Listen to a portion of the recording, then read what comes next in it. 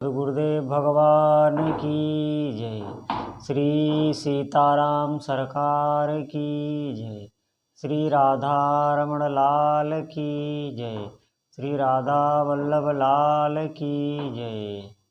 सभी दर्शकों और भक्तों को कोटि कोटि प्रणाम।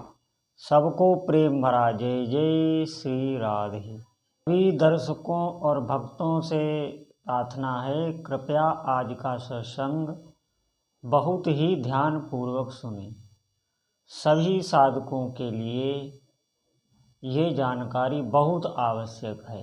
जो भी भजन करना चाह रहे हैं या जो भजन में लगे हुए हैं या जिनको भजन करते हुए बहुत समय व्यतीत हो गया है, सभी को जानना बहुत आवश्यक है। इससे आपका भजन बढ़ेगा, आपका उत्साह बढ़ेगा और भजन में मन लगेगा।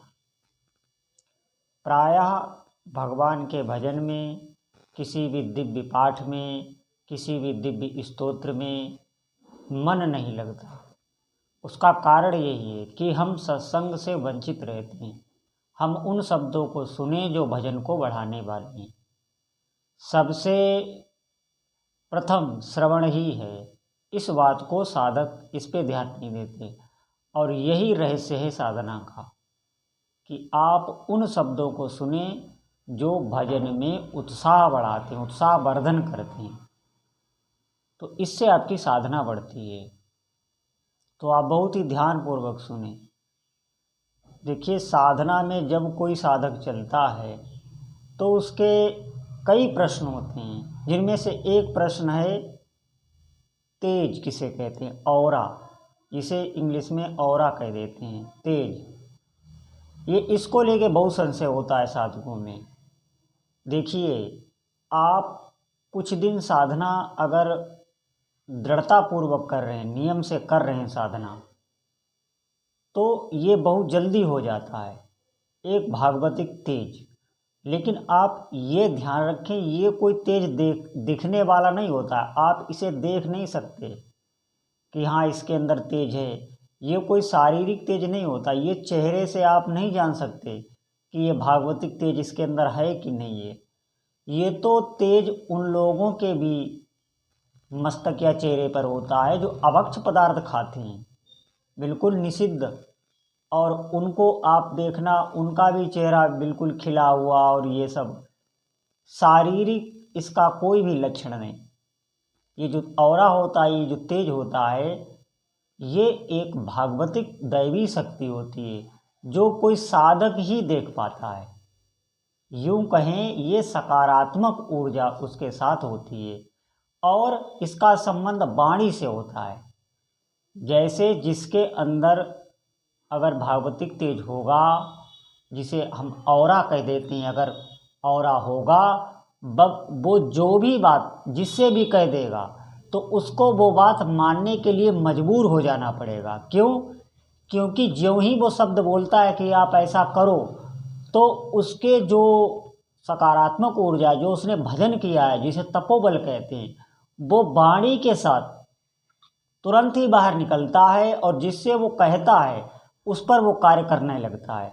यूं कहें, उसकी कुछ शक्ति वाणी के माध्यम से उसके अंदर आ जाती है और उसको मजबूर हो जाता है वो कार्य करने पे।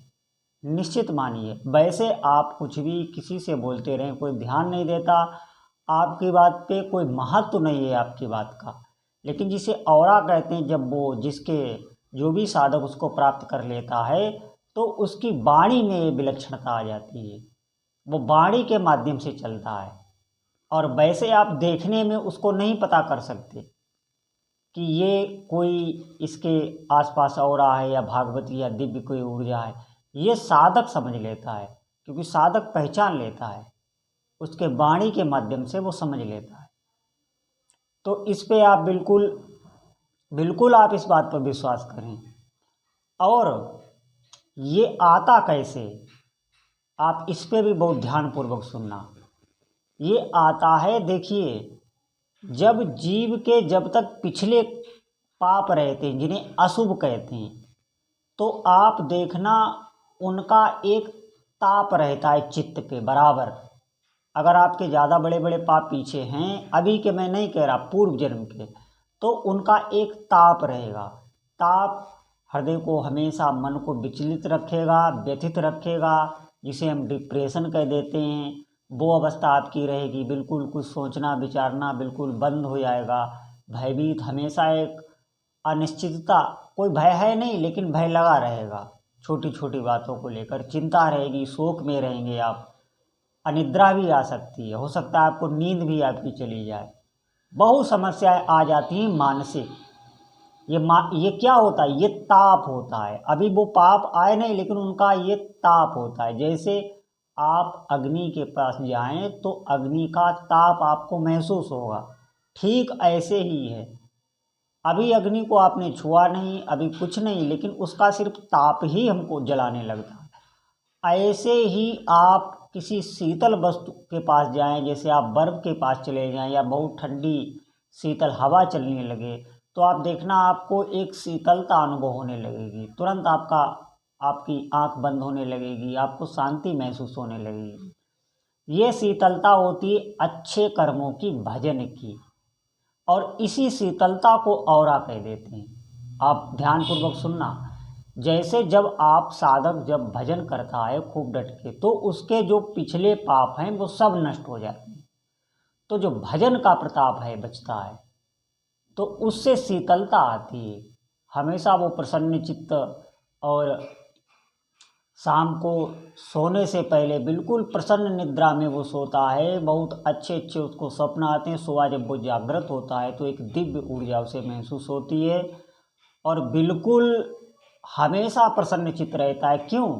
क्योंकि अब उसका कोई पाप नहीं शेष बचा, वो शीतलता ही शीतलता आ रही। इसीलिए तो मैं कहता हूँ हरदम आनंद में वो रहता है, हरदम प्रफुल्लित रहता है, उसका नाचने का मन करता है, इतनी अंदर प्रसन्नता रहती। हो सकता है बाहर से वो ना दिखाए, बाहर से वो आपको बहुत ही क्रोध में नजर आए या बहुत ही सुस्त नजर आए, लेकिन नहीं, अंदर उसके उबाल चलता रहता है, क्योंकि वो छिपाने भी लगता है। इसलिए बाहर से आपको लगेगा कि बिल्कुल इनके अंदर कोई रस नहीं, लेकिन अंदर वो रसों का समुद्र लिए हुए बैठे हैं। ये होता है भजन का, इसे ही औरा कहते हैं। और वो महापुरुष जब किसी से कुछ भी बोल देते हैं तो उसे बाध्य हो जाना पड़ता है उनके आदेश को लेकर। क्यों? क्योंकि उनकी वाणी के साथ सकारात्मक ऊर्जा निकल के और कार्य करने लगती। वो कुछ भी कह दें, निश्चित मानिए, इसे ही औरा कहते हैं। तो अब आप ये भी जान गए होंगे कि ये औरा आता कैसे है। ये आता है भजन से ही। अभी आपको नहीं महसूस हो रहा है, अभी हो सकता है आपके पाप नष्ट हो रहे हों, आपको कुछ समझ में नहीं आ रहा हो, लेकिन इसमें धैर्य धारण करना पड़ता है। आप लगे रहें निरंतर। धीरे धीरे आपके पापों को जब ये नाम नष्ट करेगा, उसके बाद आपका भजन सुरक्षित होने लगेगा। फिर उसी से औरा बनता है, एक दिव्य ऊर्जा आसपास बनती है जो वाणी के माध्यम से कार्य करती है, या साधक के चिंतन के हिसाब से काम करती है। जैसे उसने अंदर कोई संकल्प किया तो वो होने लगेगा। इसे ही हम औरा कह देते हैं। वैसे इसे प्रायः तेज कहते हैं, भागवतिक तेज या दैवी तेज, इसे ये कहते हैं। और जब तक ये नकारात्मक ऊर्जा है, भय है, संताप है, अंदर कुछ गलत विचार चलते रहते जो हमें कुछ करने नहीं देते, एक निरुत्साह रहता है, जिसे कोई भी कार्य करने में आप पहले ही डर जाते हैं, बिल्कुल उत्साहहीनता है, आत्मबल की बहुत कमी है, कोई भी कार्य करने में बिल्कुल आप यही समझते हैं कि मुझे निराशा ही लगेगी। तो ये सब चीज़ें जो नकारात्मकता है, ये आती है उन पापों से ही, उन्हीं का ये ताप है। आप ऐसे समझ लें। बहुत मोटे मोटे शब्दों में मैंने आपको बताया है, और यही सत्य है। वैसे लोग प्रायः बहुत से ध्यान बताते हैं, बहुत सी क्रियाएं बताते हैं इस औरा, इस तेज को प्राप्त करने के लिए। आप बिल्कुल निश्चिंत रहिए, ये कुछ कार्य नहीं करता। मैं ये नहीं करता हूँ, ये व्यर्थ हैं। ये सब सत्य शास्त्रों में कहे गए हैं, लेकिन अब ऐसा समय नहीं है जो आप बैठकर ध्यान कर सकें। ध्यान में पहले आसन शुद्धि होती है, आसन साधना होता है, ब्रह्मचर्य उसमें बहुत मुख्य होता है। बिल्कुल हर तरीके से ब्रह्मचर्य से रहना होता है। तो ये इस कराल कलिकाल में सिर्फ भगवान का नाम ही आपको अवलंबन करना पड़ेगा, उसको ही पकड़ना पड़ेगा। वही एक सिर्फ माध्यम बचा है। आप करके देख लें और साधनाएं कर लें और भगवान के नाम को आप पकड़ के देख लें। देखना जो भी ये भागवतिक शक्तियाँ बताई जाती हैं ये सब आप में धीरे धीरे आने लगेंगी। मैं ये नहीं कह रहा ये एकदम होने लगता है, लेकिन आप इसे लगे रहें। इससे सरल कोई साधन नहीं है। इसमें कोई धन खर्च नहीं होना, कोई भी व्यवस्था नहीं बनानी। आप बैठ के चलते फिरते उठते बैठते नाम का रटन कर सकते हैं। जो मैंने पहले विधियाँ बताई अगर आप ध्यान पूर्वक करेंगे तो बहुत जल्दी सिद्धि आती है। अगर आपके पास समय नहीं है तो आप इसे छोड़ें ना। इसका अभ्यास जीव से बराबर करते रहें तो वो ध्यान समाधि सब अपने हाथ लगने लग जाएगा। किसी भी अवस्था में आप नाम जपें, उसका रटन आवश्यक है, उसका अभ्यास आवश्यक है, वो छूटे ना। तो ये जो मैंने बताया था औरा जिसे तेज कह देते हैं, ये अपने हाथ ही आने लगता है साधक। निश्चित मानिए तो आप इस बात पर विश्वास करें दृढ़ता से और चलें। भटकना नहीं है, कहीं भी भटकना नहीं। आप करके देख लें और साधनाएं जो बताई जाती हैं वो मात्र अब सिर्फ एक शब्द बन के रह गई हैं। निश्चित मानिए इस कराल कलिकाल में कोई साधना बची नहीं है। शरीर में विभिन्न प्रकार के रोग उत्पन्न होने लगे हैं, क्योंकि जो भी बस तुम खा पी रहे हैं वो कैसी बनती, कहाँ से आ रही है, सब कुछ हर चीज़ में केमिकल दवाएं, जहरीली दवाएं अन्न तक में पड़ने लगी हैं, खेतों तक में पड़ने लगी हैं। हमारे अंदर जो जा रहा है पानी तक भी शुद्ध नहीं जा रहा है। कहाँ से आपका ध्यान लगेगा? कुछ भी निश्चित आप रहिए, सिर्फ नाम ही आप पकड़ के ऊंचाई पर चढ़ सकते हैं। सब महापुरुषों का यही कहना है, अभी नहीं पीछे भी महापुरुष सब यही कहे, सब ग्रंथ इसी में बढ़े हैं। तो आपको विश्वास करना होगा, आप भगवान नाम का आश्रय लें। तो आज का सत्संग इतना ही। आपका भगवान के भजन में मन लगे, आपकी रुचि बढ़े, आपके पापों का क्षय हो, आपका दिन शुभ हो। बोलो जय जय श्री सीताराम।